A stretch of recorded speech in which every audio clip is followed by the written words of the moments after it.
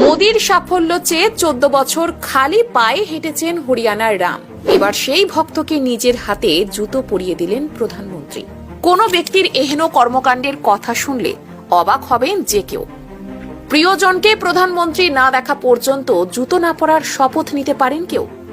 হ্যাঁ, 14 বছর খালি পায়ে হেঁটে বেরিয়েছেন কাইথালের রামপাল কাশ্যপ।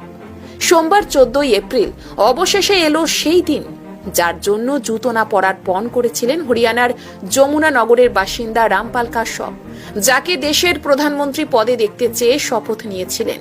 তিনি তার পায়ে পরিয়ে দিলেন জুতো। খোদ এই বৈঠকের ভিডিও সোশ্যাল মিডিয়ায় শেয়ার করেছেন প্রধানমন্ত্রী মোদী।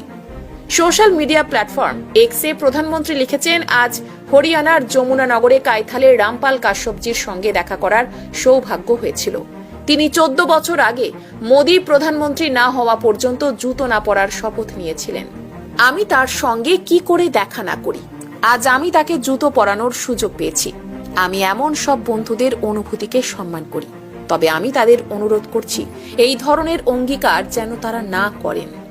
পরিবর্তে কিছু সামাজিক বা দেশের কাজে নিজেদের ব্রতী করার অঙ্গীকার নেন। কে এই রামপাল কাশ্যপ?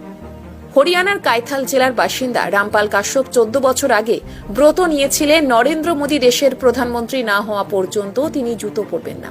তিনি ব্যক্তিগতভাবে তার সঙ্গে দেখা করবেন। আজ তার অপেক্ষার অবসান হলো, যখন প্রধানমন্ত্রী নরেন্দ্র মোদী তার সাথে দেখা করলেন ও তাকে জুতো পরিয়ে দিলেন। এর আগে ডক্টর ভীমরাও আম্বেদকরের জন্মবার্ষিকীতে প্রধানমন্ত্রী মোদী হিসার বিমানবন্দর থেকে অযোধ্যার প্রথম বাণিজ্যিক উড়ানের উদ্বোধন করেন। সেখানে নতুন টার্মিনালের ভিত্তিপ্রস্তর স্থাপন করেন প্রধানমন্ত্রী। তিনি বলেছেন, এখন শ্রীকৃষ্ণের ভূমি হরিয়ানা সরাসরি শ্রীরামের শহর অযোধ্যার সঙ্গে যুক্ত হল। এদিন কংগ্রেসকেও কটাক্ষ করেছেন প্রধানমন্ত্রী।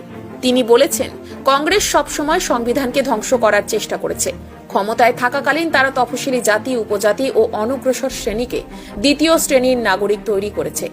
এদিন ওয়াক অফ আইন নিয়ে মোদী অভিযোগ করেন, কংগ্রেস 2013 সালে ওয়াক অফ আইন পরিবর্তন করে নির্বাচনের আগে তোষণের রাজনীতি করেছিল। তিনি বলেছেন, বাবা সাহেব ভীমরাও আম্বেদকর ধর্মের ভিত্তিতে সংরক্ষণের বিরোধিতা করেছিলেন। অন্যদিকে কংগ্রেস সংবিধানের চিন্তা চেতনাকে অপমান করেছে।